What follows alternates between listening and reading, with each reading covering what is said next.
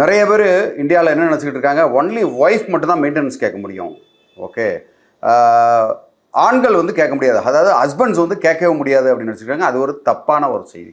Okay, so பல நேரங்களில் நீங்கள் வந்து ஆண்கள் வந்து கேட்க முடியும். ஆண்கள்னா ஹஸ்பண்ட்ஸ். ஓகே, கணவன்மார்கள் கேட்க முடியும். எந்த இடத்துல அப்படின்னா, ஒரு நபர் வந்து வெளிநாட்டில் வேலை செய்கிறார். ஓகே, ஒரு 10-15 வருஷம் வெளிநாட்டில் வேலை செஞ்சுருப்பார். பணத்தெல்லாம் கொண்டு வந்து இங்கே தான் கொட்டியிருப்பார் ஃபுல்லாகவே. அவருக்கு வெளிநாட்டில் உள்ள அந்த வேலை மட்டும்தான் தெரியும். அந்த வெளிநாட்டில் உள்ள அந்த பார்த்த வேலையை இந்தியாவில் பார்க்க முடியாதுன்னு வச்சுக்கோங்க. அடுத்த 15 வருஷம் இங்கே இருக்கும்போது அவருக்கு காசு இல்லை, பட்னியாக போட்டுடுறாங்க.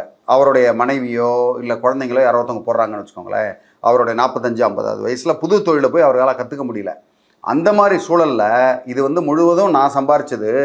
ஓகே, அதனால் இதை வந்து அதில் ஒரு பங்கு எனக்கு வேணும்னு கேட்கலாம். இல்லை மாதம் அதில் வரக்கூடிய அந்த பணத்தின் மூலமாக அந்த சொத்தில் வரக்கூடிய வருமானத்தை எனக்கு வேணும்னு சொல்லி கேட்க முடியும். அந்த மாதிரி மனு போட முடியும். கண்டிப்பாக அதில் சட்டத்தில் இடம் இருக்குது.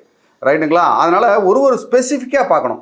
அது மாதிரி ஒரு 10-15 வருஷம் வேலை செஞ்சு வீட்டில் உழைச்சிருப்பாரு அந்த ஹஸ்பண்டு. அவருக்கு நோய்வாய்ப்பட்டுருவார். நோய்வாய்ப்பட்டவொன்னா அதுக்கப்புறம் வேலைக்கு எங்கேயும் சேர்த்துக்க மாட்டாங்க. இல்லை இவர் வேலைக்கு போக முடியாத சூழ்நிலை வந்ததுன்னா அந்த நேரங்களில் ஹஸ்பண்ட் வந்து மெயின்டெனன்ஸ் கேட்கலாம். அது மாதிரி மூணாவது ஒன்று தான் இந்த வேலை இல்லாமல் இருக்கிறது.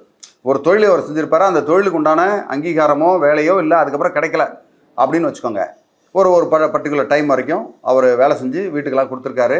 அப்படின்ற பட்சத்தில் அவர் வந்து அவங்களோட வீட்டில் இருக்க மனைவி வந்து அவரோட அதிகமாக படிச்சிருக்காங்க, அதை விட அதிகமாக வேலை செஞ்சு சம்பாதிக்கிறாங்க. அப்படின்ற பட்சத்தில் இவர் வந்து அதை கேட்டு பெற முடியும். ஸோ இந்த மாதிரி கண்டிஷன்ஸு, இதை மாதிரி இன்னும் வேரியஸ் கண்டிஷன்ஸ் இருக்குது. உங்களுக்கு ஏதாவது ஸ்பெஷலாக கண்டிஷன் இருந்ததுன்னா தாராளமாக இதில் கமெண்ட் பண்ணுங்கள். உங்களுக்கு உதவுறது காத்துக்கிட்டு இருக்கேன். நன்றி, வணக்கம்.